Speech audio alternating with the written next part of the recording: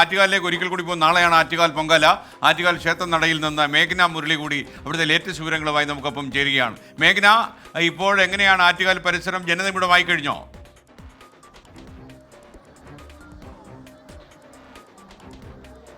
Good afternoon. ഞാനിപ്പോൾ നിൽക്കുന്നത് ആറ്റുകാൽ ദേവീക്ഷേത്രത്തിന് മീറ്ററുകൾക്ക് മാത്രം അപ്പുറമുള്ള ഈ പൊങ്കാല ഇടാനായി ഒരുക്കിയിട്ടുള്ള സജ്ജീകരിച്ചിട്ടുള്ള വേദിയിലാണ്.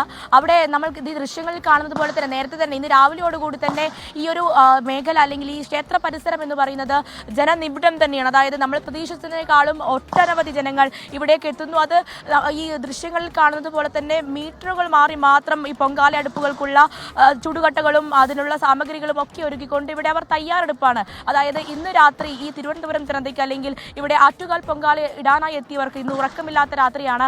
അങ്ങനെ അവർ നിരവധിയായിട്ടുള്ള ഒരുക്കങ്ങൾ നടത്തിക്കൊണ്ട് ഈ ദൃശ്യങ്ങളിൽ കാണാം. അവർ തിങ്ങി നിറങ്ങി ഈ ഒരു ക്ഷേത്ര പരിസരത്തോടുകൂടി നീങ്ങുകയാണ്. കൂടാതെ ഈ ക്ഷേത്ര പരിസരത്ത് ഏറ്റവും അടുത്ത് ദേവിക്ക് ഏറ്റവും അടുത്തായി പൊങ്കാല അടുപ്പുകൾ ഒരുക്കുന്ന ഒരു വിഭാഗം കൂടിയാണ് ഇവർ നേരത്തെ തന്നെ 10-ാം തീയതിയും ദിവസങ്ങൾക്ക് മുന്നേ തന്നെ ഇവിടേക്ക് എത്തുകയും അവർ ഈ ഒരു സ്ഥലം പിടിക്കുകയും ചെയ്തു. അതിനുശേഷമാണ് അവർക്ക് ഈ സ്ഥലം ഇത്രയും അടുത്ത് ദേവിക്ക് ഇത്രയും അടുത്ത് ഈ ഒരു ദർശനം നടത്താൻ വേണ്ടിയിട്ടും പൊങ്കാല ഇടാൻ വേണ്ടിയിട്ടും ഒക്കെ സാധിച്ചത്. നമുക്ക് പ്രതികരണങ്ങളിലേക്ക് കൂടി പോകേണ്ടതുണ്ട്.